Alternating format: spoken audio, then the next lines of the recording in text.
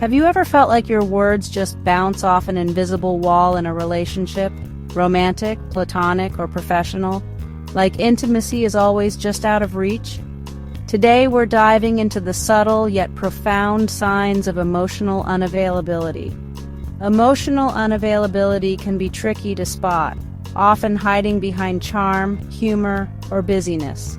If we're not careful, we can end up investing in relationships where true connection is always just out of reach. Recognizing these patterns isn't about blame, it's about awareness.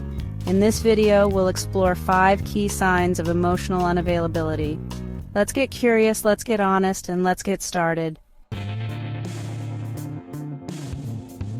One of the first signs of emotional unavailability is the avoidance of deep conversations. When the topic shifts from the surface to something meaningful, you might notice a subtle change, maybe a joke, a subject change, or a sudden distraction. This avoidance isn't always intentional. It's often rooted in fear of vulnerability or being seen. For some, deep conversations feel like walking into a room with no exit, so they keep things light and safe. We crave connection, but when it's time to share hopes or fears, the conversation takes a detour. Over time, these detours add up, leaving both people feeling unseen and unheard. Avoidance of deep conversations isn't just about what's said, it's about what's being protected. There's a shield at play, keeping vulnerability at bay. While it may keep pain out, it also keeps intimacy from coming in. If you find yourself hitting a wall when trying to talk about your feelings or needs, it might be a sign of emotional unavailability, but it's also an invitation to reflect. How do you respond in these moments? Do you push harder or retreat? Understanding this pattern can be liberating. It's okay to want deeper conversations and to be known for who you are. So, next time you sense a conversation skimming the surface, pause. Notice what's happening. Are you both avoiding something deeper? What might it look like to gently invite more honesty and openness? Sometimes just naming the avoidance can open the door to real connection. Another hallmark of emotional unavailability is non-committal behavior. This shows up in countless ways, from avoiding future plans to hesitating about the status of your relationship. There's always a reason to keep things open-ended. Non-committal behavior isn't just about romance. It can show up in friendships, at work, or in family. Maybe someone always hedges their bets, never fully saying yes or no. They might agree to plans only to cancel at the last minute or keep conversations vague. This pattern leaves us feeling uncertain, like we're standing on shifting sand. We might question our worth, wondering if we're asking for too much. But commitment is a cornerstone of trust. Without it, relationships struggle to grow roots. Being cautious isn't the same as being non-committal, but when someone consistently avoids making decisions or taking steps forward, it's often a sign they're guarding themselves. Non-committal behavior is often rooted in fear of losing freedom, making the wrong choice, or being hurt. These fears can keep us stuck in half-hearted connections and missed opportunities for intimacy. If you notice this pattern, honor your own needs. Ask yourself, what do I need to feel secure? You deserve relationships where commitment is mutual and clear. Sometimes the most courageous thing is to name what you see. If someone is being non-committal, it's okay to ask for clarity. It's okay to say, I need to know where we stand. That honesty can be a catalyst for deeper connection, or a sign it's time to move on. Let's talk about emotional expression, or the lack of it. Emotional unavailability often shows up in people who rarely share how they're feeling. Maybe they're quick with a joke or logic, but clam up when it comes to sadness, joy, or vulnerability. This can look like someone who's always fine, no matter what's happening, or someone who listens to your feelings but never reciprocates. Over time, this creates an imbalance. One person is emotionally open, the other remains closed. Emotional expression is a skill, not a given. Many grew up where emotions were seen as weaknesses, or certain feelings were off limits. For some, expressing emotion feels risky, but emotions are the language of connection. When we share how we feel, we invite others into our world. Without that, relationships can feel hollow, no matter how much time you spend together. If emotional expression is one-sided, it's natural to feel lonely or disconnected.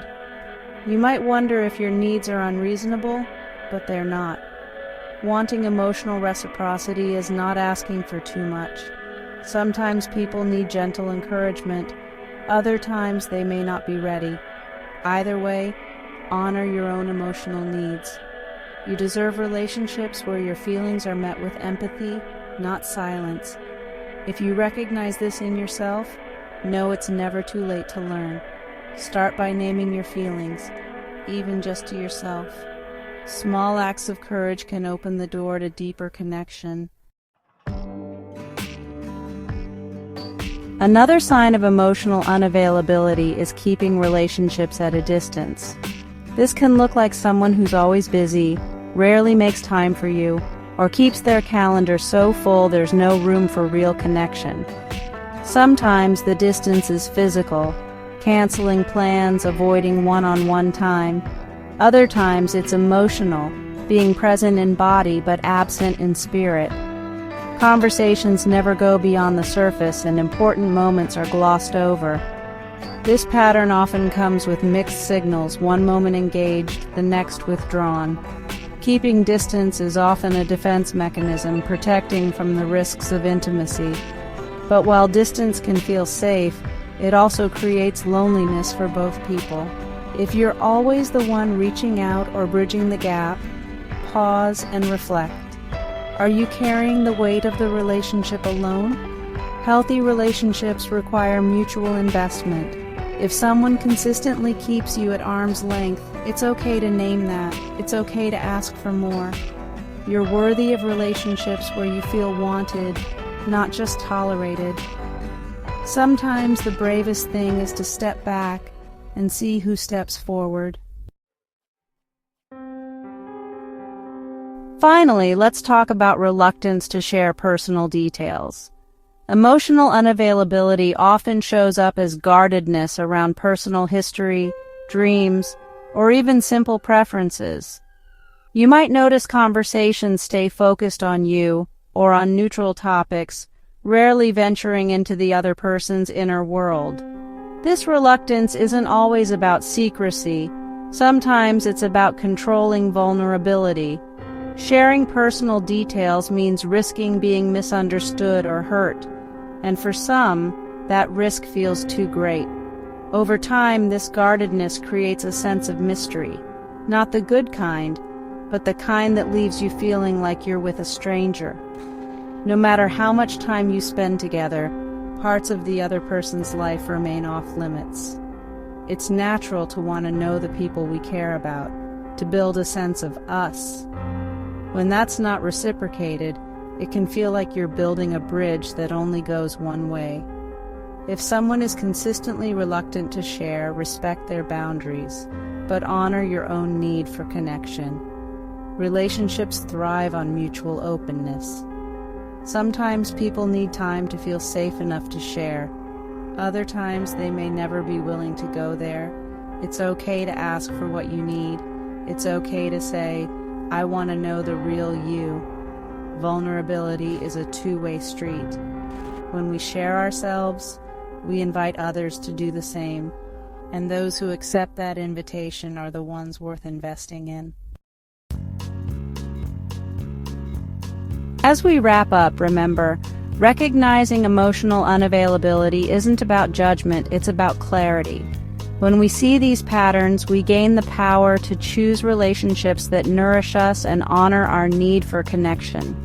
We all have moments of emotional unavailability, but the magic happens when we choose courage over comfort. That's where true connection begins. So as you move forward, get curious about your own patterns.